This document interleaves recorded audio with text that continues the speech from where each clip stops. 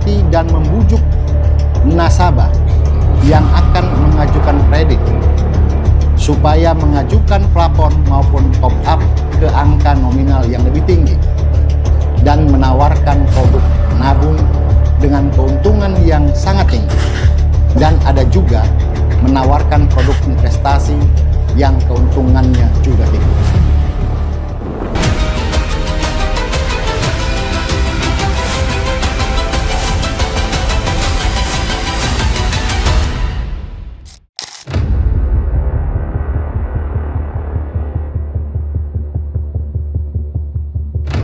Hari ini kita akan melakukan preskon terkait dengan perkara dugaan tindak pidana penipuan dan atau penggelapan, yang perkara ini bermula dari adanya aduan pada tanggal 5 Mei 2026 yang lalu yang dilaporkan oleh salah satu nasabah dari PT Bank Mandiri Taspen kantor cabang Purwokerto.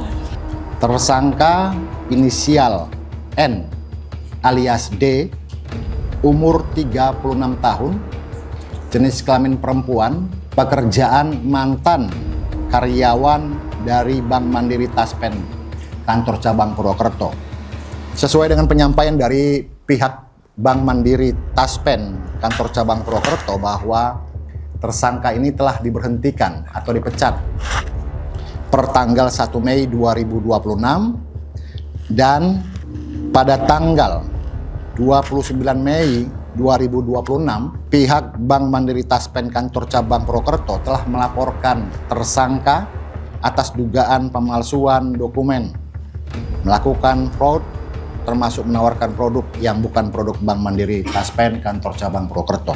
Modus operandi yang dilakukan oleh oknum mantan dari pegawai Bank Mandiri Taspen kantor cabang Purwokerto yang berinisial N alias D ini adalah tersangka mendekati dan membujuk nasabah yang akan mengajukan kredit supaya mengajukan plafon maupun top up ke angka nominal yang lebih tinggi, dan ada juga menawarkan produk investasi yang keuntungannya juga tinggi, yang ternyata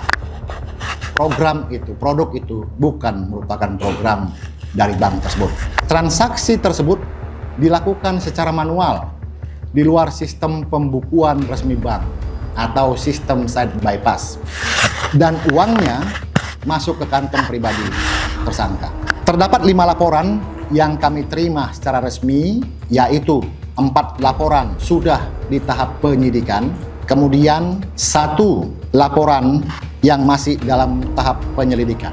Dari 4 yang sudah tahap penyidikan, 3 adalah perkara penipuan dan penggelapan yang kita paparkan sekarang ini. 1 lagi adalah yang dilaporkan oleh pihak Bank Mandiri atas dugaan pemalsuan dokumen. Untuk tersangka N alias D, kita kenakan pasal 492 atau pasal 486 junto pasal 127 Undang-Undang Republik Indonesia Nomor 1 Tahun 2023 tentang Kitab Undang-Undang Hukum Pidana. Ancaman hukuman ya masing-masing pasal itu 4 tahun, pasal 486 itu maksimal 4 tahun juga. Karena ini sebagai korban masyarakat, mudah-mudahan dukungan media Polresta Banyumas bisa melakukan tracking aset yang mungkin akan bisa dikembalikan para korban sebagai bentuk restitusi. Artinya dukungan media, dukungan masyarakat untuk menginformasikan aset-aset dari tersangka atau tersangka lain itu sangat menentukan sekali. Karena jangan sampai pengungkapan perkara ini hanya menyangkut orang, tapi bagaimana pengembalian aset restitusi yang harus diberikan kepada